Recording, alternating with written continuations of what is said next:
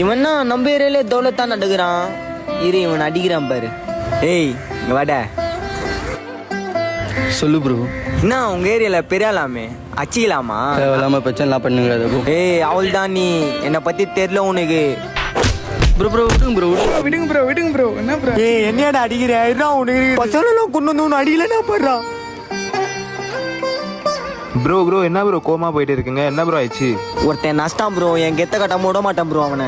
Bro பொறுமையா இருங்க bro. Bro ஏசாப்பா சொல்லியிருக்காரு ப்ரோ, உங்களை ஒரு கணத்தில் அறிகிறவனுக்கு மறு கணத்தும் காண்பியம்னு. கோவப்படாதீங்க ப்ரோ. எப்படி ப்ரோ? என் கெத்து போயிடும் ப்ரோ.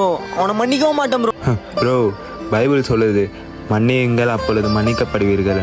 மன்னிச்சிடுங்க ப்ரோ, பெரிய விஷயமா எடுத்துக்காதீங்க சரிங்களா? இன்னைக்கு இப்படிதாங்க எல்லாருமே கெத்து கெத்துன்னு போய் எல்லாருமே சண்டை போடுறாங்க. ஆனால் அதால் அம்மா அப்பாவுக்கு பாதிப்பு வரும்னு யாருமே நினச்சி பார்க்க மாட்டாங்க. ப்ரோ உங்கள் அப்பா என்ன ப்ரோ வேலை செய்கிறாங்க?